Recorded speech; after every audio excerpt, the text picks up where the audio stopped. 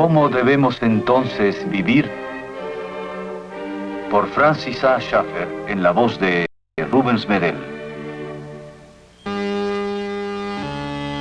Hoy les ofrecemos La Era de la Sinrazón.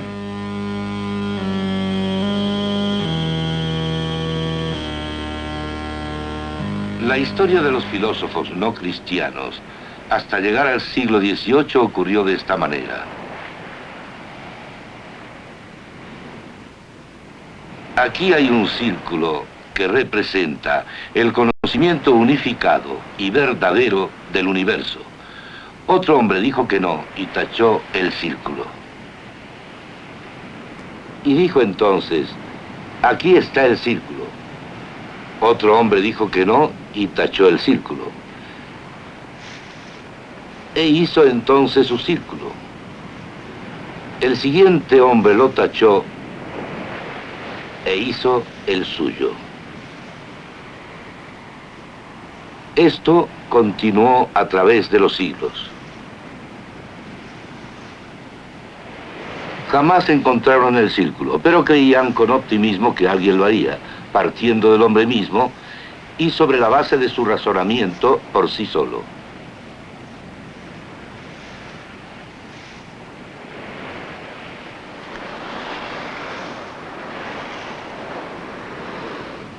Después, la hilera interminable de círculos trazados a través de la historia cesó. Sobrevino un cambio drástico, ya que el ideal humanista fracasó. El hombre humanista cambió el optimismo por el pesimismo. Se olvidó de la esperanza de una respuesta unificada, y esto hace al hombre moderno lo que es ahora. Jean-Jacques Rousseau, filósofo ginebrino, que vivió en el siglo XVIII, creía que el hombre primitivo, el noble salvaje, era superior al hombre civilizado.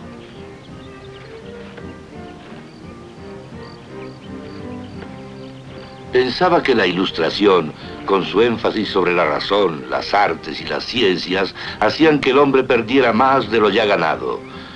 Rousseau vio las represiones de la civilización como males.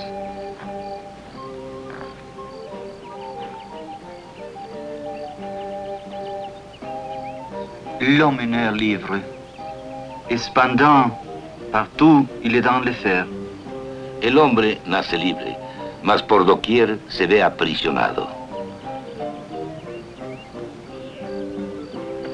No solo se refería a estar libre de Dios y de la Biblia, sino a estar libre de toda clase de restricciones, libre de toda cultura, libre de la autoridad, absolutamente libre para lo individual, estando lo individual en el centro del universo. Cuando se aplicaba lo individual, su concepto recaía en el ideal bohemio, en donde el héroe era el hombre que luchaba contra las normas, los valores y las restricciones de la sociedad. Cuando Rousseau aplicaba su concepto de la libertad autónoma a la sociedad, este concepto no funcionaba. Aquel que se rehúse a obedecer la voluntad general, se le obligará a hacerlo entonces por la fuerza. Rousseau escribió esto en 1762. Significa únicamente que va a ser forzado a ser libre. En otras palabras, tiranía, una tiranía que conducía su posición a su conclusión lógica en el reino del terror de la Revolución Francesa.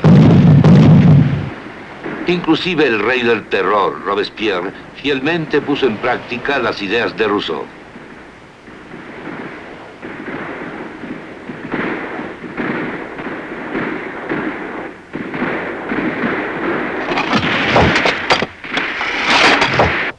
Paul Gauguin fue un seguidor de Juan Jacobo Rousseau. En búsqueda de la libertad total, abandonó a su familia. Partió para Tahití, esperando encontrar allí al noble salvaje. Y allí se dio cuenta de que el ideal del noble salvaje era una ilusión. Al trabajar en esta pintura, escribió también sobre esta. La consideró una obra filosófica comparable al Evangelio. Pero ¿qué Evangelio? Gauguin mismo dijo: Próximo a la muerte de una vieja mujer, un extraño pajarillo estúpido concluye: ¿de dónde? ¿Qué?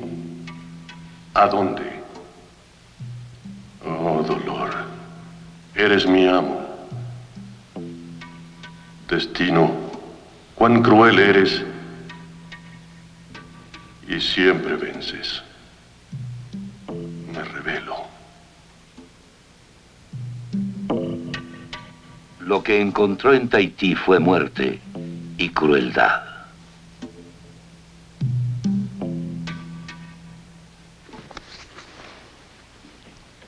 El hombre es bueno por naturaleza, como Rousseau decía, pero lo fue tanto el hombre primitivo como lo es el civilizado. Cuando Gauguin terminó su obra, trató de suicidarse, pero no tuvo éxito. Hubo un hombre que sí entendió la conclusión lógica de la deificación de la naturaleza, el Marqués de Sade. Si la naturaleza es todo, lo que existe es exacto, y nada más puede decirse. Si la naturaleza nos ha formado hombres, los más fuertes, podemos hacer con ellas, las mujeres, todo lo que queramos. El inevitable resultado fue su crueldad con la mujer. Así no hubo base para la moral ni para la ley. Hablaré ahora por un momento de los artistas de la Reforma holandesa, quienes con tanto gusto pintaron las simples cosas de la vida. Sabían que la naturaleza fue creada por un Dios personal y bueno. También sabían que debido a la caída, el hombre se rebeló contra Dios y que la naturaleza, como está ahora, es anormal. Lo que es muy diferente a tomar la naturaleza como está ahora y ponerla como la medida de lo bueno. Porque cuando se hace esto, no existe diferencia entre la crueldad y la no crueldad. Aún en los tiempos de Rousseau y sus seguidores, los dos conceptos de libertad total y de todo, incluyendo al hombre como parte de una gran máquina, no podían seguir manteniéndose juntos. El concepto de Rousseau de la libertad total del hombre choca con la posición que partía de la razón humana por sí sola, que todo, incluyendo al hombre, es parte de una gran máquina. Las dos posiciones no podían mantenerse unidas.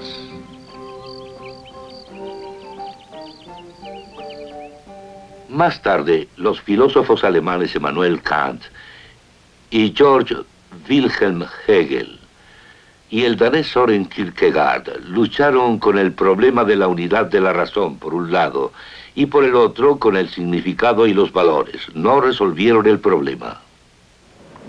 El humanista, empezando por sí mismo, ha llegado a la conclusión de que solo es una máquina.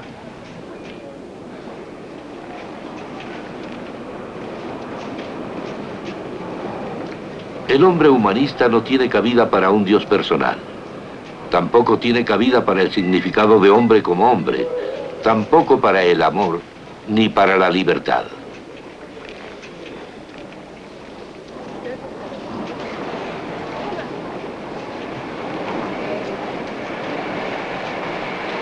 El hombre es solo una máquina, pero los hombres que mantienen esta posición no pueden ni podrían vivir como máquinas. Si pudiera, el hombre moderno no tendría ninguna tensión ni en su posición intelectual ni en su vida.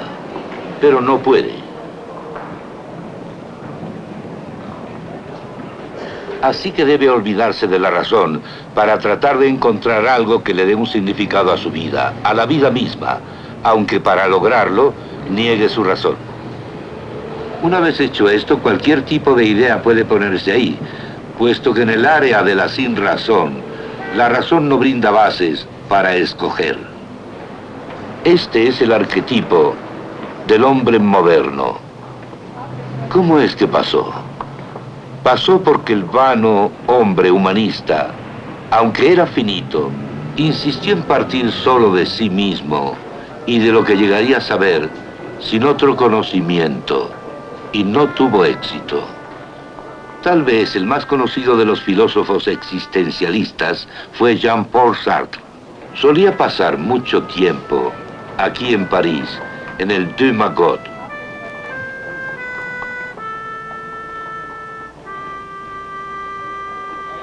Su posición fue la de que en el área de la razón todo es absurdo, excepto lo que autentice el hombre.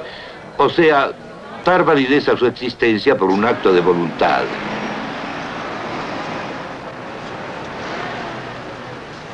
En tal posición, uno puede igualmente ayudar a una anciana a cruzar la calle. Gracias, señor, es usted muy amable. Muchísimas gracias, se lo agradezco. O atropellarla. La razón no estuvo implicada y no había nada que mostrara la dirección que esta autenticidad, por un acto de voluntad, tomaría. Pero Sartre mismo no podía vivir de acuerdo a su propia posición. Adressé au président du Tribunal International pour les Crimes de Guerre par le président Ho Chi Minh. En un momento dado firmó el manifiesto argelino, que declaraba que la guerra de Argelia era una guerra sucia. Este hecho indicaba que el hombre podía emplear su razón para decidir si algunas cosas eran correctas o si eran equívocas, y así destruyó su propio sistema. Un moment où les impérialistes américains intensifient à outrance l'escalade. Karl Jaspers, existencialista alemán, tendió a causar un gran impacto en las ideas y formas de vida que siguieron a las ideas existencialistas. De acuerdo a él, podríamos tener una gran experiencia que nos diera la esperanza de que tal vez hubiera un significado para la vida, a pesar de que nuestra razón nos dice que la vida es absurda. Llama a esto experiencia final. Martin Heidegger fue otro filósofo existencialista que dijo que la respuesta estaba en el área de la sinrazón. El filósofo alemán dijo que existía algo llamado angustia, una sensación general de ansiedad que uno siente en el universo. Esta sensación, este sentimiento de ansiedad, revela existencia y esto nos hace un llamado a la decisión. De este sentir se desprende el significado para vivir y escoger, aunque sea en contra de nuestra razón. El significado descansa nada más que en esta vaga sensación de ansiedad, tan nebulosa que ni siquiera tiene un objetivo específico. Cuando Martin Heidegger envejeció, esa opinión se fue volviendo débil, por lo que cambió su posición. El existencialismo como forma de filosofía no ha podido desaparecer, pero cada vez más personas piensan de esta manera, aunque no conozcan el nombre de existencialismo. Para ellos, la razón conduce al pesimismo. Así que tratan de encontrar una conclusión buena, totalmente separada de la razón. Aldous Huxley, el filósofo y escritor inglés, propuso como solución las drogas. De acuerdo con él, debemos dar drogas a la gente sana. Mediante esta experiencia podrán encontrar la verdad en su propia mente cuando ellos lo deseen. Lo que plantearon Huxley y sus seguidores fue la verdad dentro de su mente. Para ellos, la verdad objetiva ya no existía. La cultura de la droga y su mentalidad obvia, gracias a su propio vehículo, cruzaron las fronteras del mundo, las cuales hubieran sido imposible cruzar por otros medios de comunicación. Este disco vino a ser el llanto desesperado de muchos jóvenes a través de todo el mundo. Expresaba la esencia de su vida, de su pensamiento y de sus sentimientos. Después vino el rock psicodélico, un intento de encontrar esta experiencia sin las drogas.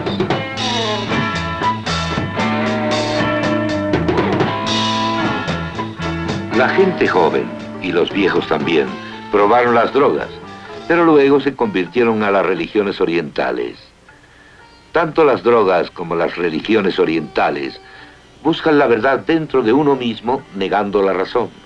La razón central de la popularidad de las religiones orientales en el occidente es un posible significado no racional para la vida y los valores. La razón por la que los jóvenes se convirtieron a religiones orientales y demás es simplemente el hecho, como hemos dicho, de que el hombre, al haber pasado al área de la sinrazón, puede encontrar todo ahí. La esencia de las religiones orientales es la negación de la razón, igual que sucede al ingerir las idealistas drogas. Así que el convertirse hoy a las religiones orientales concuerda con la metodología existencial moderna, el existencialismo del hombre moderno. Al tratar de encontrar una esperanza optimista en el área de la sinrazón, cuando ha abandonado la esperanza de una base humanista, de encontrar una clase de respuestas unificadas a la vida, un significado a la vida a través de la razón. Aunque los demonios no encajen en las conclusiones del hombre moderno en cuanto a la base de su razón, muchas personas modernas creen que aún los demonios son mejores que todo en el universo al ser solo una gran máquina.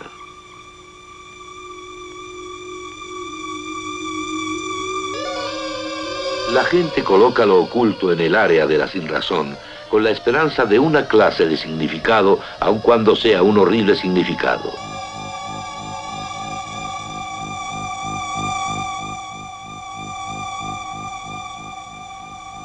Uno debe sentir como cristiano una gran pena por estas personas, pero en lo que a culpabilidad se refiere, uno debe entender que a estas personas no se les debe culpar. Deben llevar su clase de culpa en cuanto a lo individual. Básicamente no se les debe culpar. A la Iglesia sí se le culpa, puesto que ella con su liberal teología ha dejado un vacío. El hombre, partiendo solo de sí mismo, se le representaba y se le enseñaba con la teología y el lenguaje teológico. En el Renacimiento, el hombre intentó mezclar a Aristóteles y a Platón con el cristianismo. También fue un intento de combinar el racionalismo del Renacimiento con la cristiandad. Se le llama liberalismo religioso generalmente. Esto era estropeado por lo sobrenatural y a menudo lo negaron enteramente. Por ejemplo, la resurrección de Cristo después de muerto. Trató de aferrarse a un Jesús histórico, seleccionando del Nuevo Testamento todos esos elementos sobrenaturales que el Nuevo Testamento enseñó sobre Cristo. Este intento llegó a su clímax con el famoso libro de Albert Schweitzer, Búsqueda del Jesús histórico. Fracaso. Fracaso el tratar de apartar del Nuevo Testamento lo sobrenatural y mantener al Cristo histórico.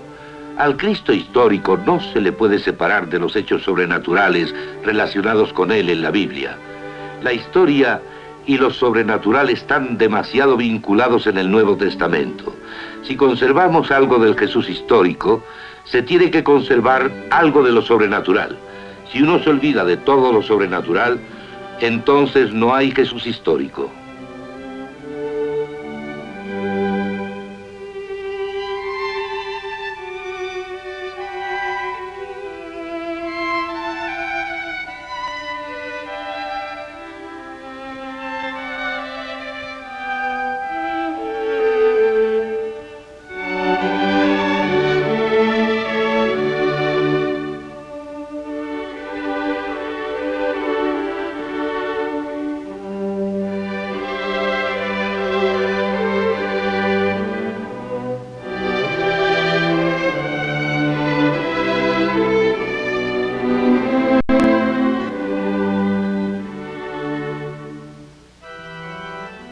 Debemos recordar el humanitarismo de Schweitzer en África, su talento como organista y su conocimiento sobre Bach. Sin embargo, también debemos recordar su lugar en la corriente teológica. Después del fracaso del antiguo liberalismo teológico, Karl Barth apareció en el vacío, sostenía ideas críticas concernientes a la Biblia. O sea que la Biblia contiene muchas equivocaciones, pero enseñó que una palabra religiosa puede obtenerse de ella. Esta fue la forma teológica del existencialismo, después de que el existencialismo había sido aceptado en su forma secular. Y así algo más fue aunado al área de la sinrazón, junto con todas las ideas que ahí se habían puesto. En otro sentido, Debemos sentir admiración por el suizo Karl Barth, porque al estar enseñando en Alemania, se pronunció claramente contra el nazismo en Barmen en su declaración de 1934. La enseñanza de Barth crió a aquellos teólogos que decían que la Biblia estaba equivocada en las áreas de la ciencia y la historia. Pero, no obstante, ellos buscaron en ella una experiencia religiosa. Para muchos seguidores de esta teología, la Biblia tampoco da absolutos con respecto a lo que es correcto o lo que es incorrecto. Antes de que uno vaya a abrir la Biblia y la comience a leer, hay que darse cuenta de que hay dos maneras de leerla. Una es como uno de tantos libros religiosos entre miles de otras cosas religiosas, que en realidad no son más que otra forma de viaje no muy diferente de un viaje con droga.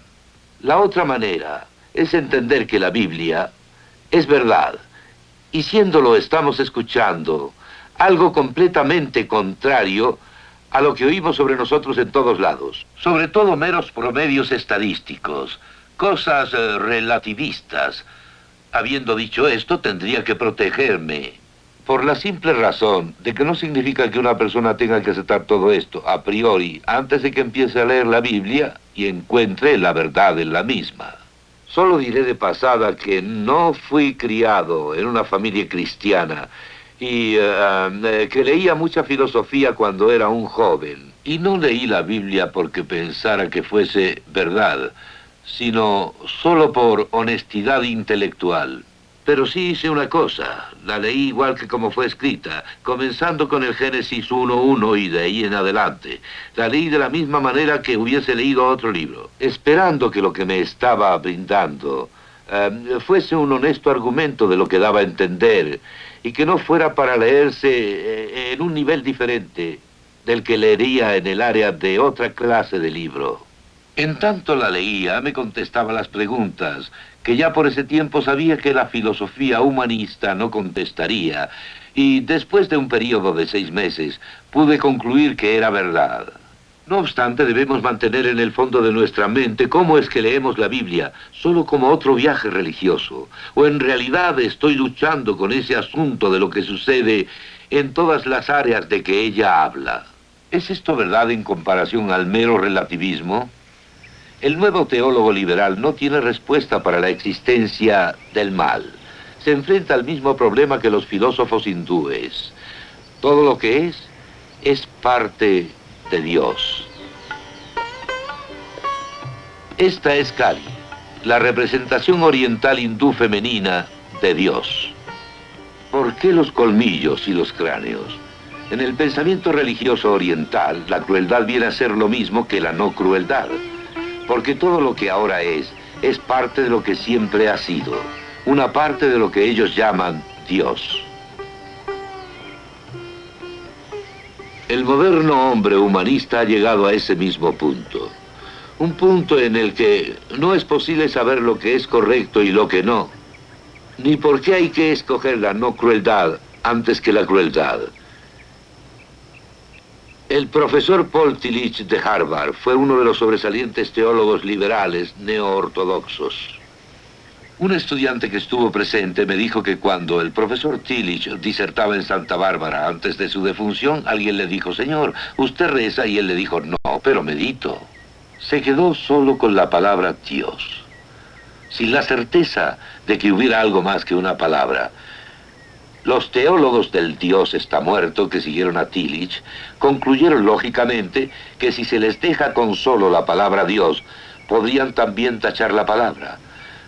Para estos teólogos, incluso si no dicen que Dios está muerto, algunas cosas lo están. Todo contenido sobre Dios está muerto. Y toda seguridad de conocimiento acerca de un Dios personal está muerta. Porque para ellos, Dios no ha dado a los hombres la verdad sobre sí mismos en la Biblia y en la revelación de Cristo, que puede ser expresada claramente en proposiciones en el lenguaje normal. Se quedaron solo con sus textos religiosos sin contenido, pero con esa emoción que ciertos pasajes religiosos todavía les trae, y eso es todo. He aquí lo que pasa luego. Estas palabras tan motivadoras en los textos de nuestro pasado religioso, pero apartadas del contenido que la Biblia originalmente les dio, son utilizadas para la manipulación. Manipulación en áreas tales como un cambio en la ética sexual y también legal y políticamente. Si Dios está muerto, si el contenido sobre Dios está muerto, si el conocimiento de un Dios personal que no permaneció callado, pero que ha brindado verdad está muerto, entonces todo para lo cual Dios da respuesta y significado no existe. Aún así, el hombre, no importa quién diga que es, exige significado y valores. Y a este punto de tensión es a donde el hombre moderno se ha encaminado sobre su base humanista. Y ahí es en donde está. Cuando pensamos en Cristo, claro está, en su muerte de sustitución sobre la cruz, cuando Él, que proclamaba ser Dios, falleció de una manera de sustitución, así tiene su muerte un infinito valor. Y al aceptar este don, elevando las manos vacías de fe y aceptándolo sin elementos humanistas, tenemos lo que es una vida real. Esto es, mantenerse en relación con el infinito Dios personal que está ahí y estableciendo una relación personal con Él. Pero Cristo obsequia vida de otra manera, la cual tal vez no se entienda tan claramente. Y esto es, que se relaciona a Él mismo con lo que la Biblia enseña en su doctrina. Y como tal, es un profeta y un salvador sobre la base de lo que Él enseñó y lo que la Biblia enseña, porque Él mismo unifica estas dos.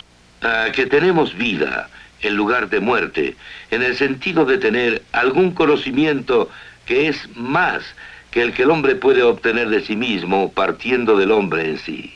Estos dos elementos son el punto donde Cristo nos da vida.